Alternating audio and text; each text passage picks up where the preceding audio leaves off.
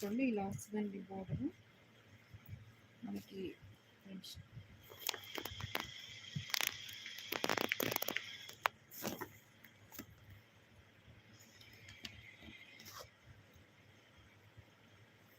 ఇలా వస్తుంది, ఇది బార్డర్ అండి మనకి. ఇది చందేరి కాటన్ సారీ అండి, ఇది పళ్ళు. చలోకి